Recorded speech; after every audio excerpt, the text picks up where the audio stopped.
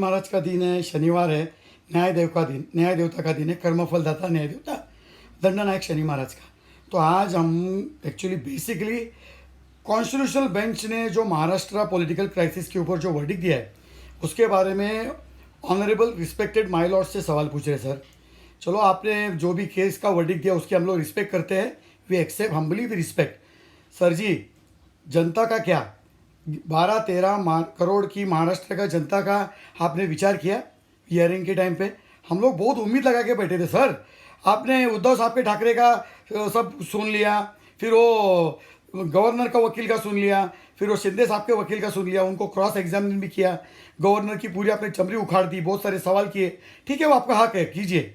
और ये हरीश साल्वे साहब को भी आपने बहुत सारे सवाल किए, गवर्नर को सवाल किए, शिंदे साहब को सवाल किए। लेकिन सर जी, आपने वो जो कपिल सिब्बल और अभिषेक मनु सिंघवी जो उद्धव ठाकरे साहब के जो वकील थे उनको आपने एक सवाल किया कि भाई साहब, आपने 2019 का चुनाव शिवसेना और बीजेपी दोनों अलायंस मिलकर चुनाव लड़ा था, लोगों के सामने गए थे और लोगों ने, महाराष्ट्र की 12-13 करोड़ की जनता ने उद्धव साहब आपको और बीजेपी दोनों को मिलके मैंडेट दिया था, क्लियर कट मैंडेट।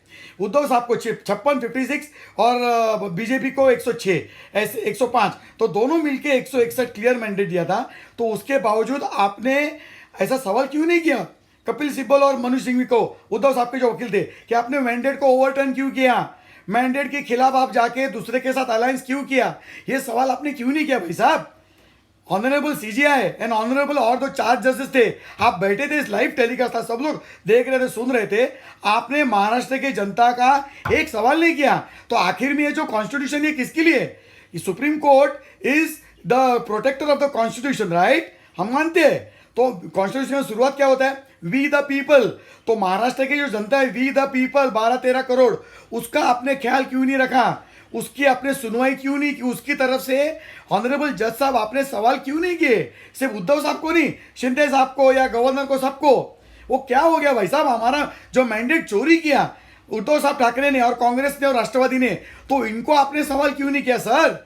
आप गवर्नर साहब को सवाल कर रहे थे कि भाई आपने ऐसे क्यों किया, उसको ये क्यों किया, फ्लोर टेस्ट क्यों बुलाया, ऐसा क्यों किया? ठीक है, वो आपने सही किया, आपका वो हक है, बिल्कुल, इट्स गुड।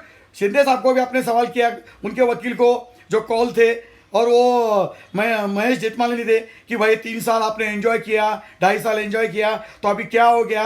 आप पलटी क्यों मारे, आप अलायंस क्यों ब्रेक किया? ये तो सवाल आपने किए। जनता का क्या सर?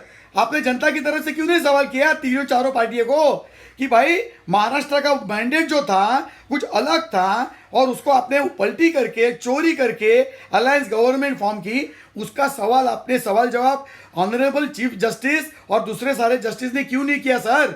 आप भूल गए वी द पीपल, वही चीज को भूल गए। How can you claim to be the protector of the constitution when you forget we the people? तो हम लोग उम्मीद लगा के बैठे थे कि हमारे महाराष्ट्र जनता की कोई सुनवाई करेगा। एक वकील गया था, सो कॉल्ड असीम सरवदे, वो कम्युनिस्ट है, वो बोल रहा था मैं महाराष्ट्र के जनता का वकील हूं। अरे उसने क्या किया? उसने मुंह बंद कर दिया। वो बोल दिया ना, मैं तो कपिल सिब्बल के साथ मिल गया हूं और उसके जो ख्यालात है वही मेरे ख्यालात है। Kapil Sibal was not representing the 12 to 13 crore Maharashtra people, no, he was representing Uddhav Thackeray, जो जिन्होंने महाराष्ट्र की जनता की पीठ में खंजीर कोपचा और कांग्रेस राष्ट्रवादी जिसको महाराष्ट्र की जनता ने हराया था उसके साथ वो चले गए। तो ऑनरेबल चीफ जस्टिस एंड जितने भी जजेस थे, आपने महाराष्ट्र की जनता का कुछ भी सुनवाई नहीं किया सर। तो ये जो हियरिंग थी constitutional bench is suppose to be special bench, it is not suppose to amend the constitution, I believe so. उसमें आपने महाराष्ट्र की जनता की कोई सुनवाई नहीं की। हमारे महाराष्ट्र 12-13 करोड़ की जनता के कुछ सवाल ही पूछे नहीं आपने सर। तो what about the mandate? Bihar में भी वैसे नीतीश कुमार ने मैंडेट चोरी किया, ये तो उसके पहले भी हुआ है, मणिपुर में, गोवा में, सब जगह पे।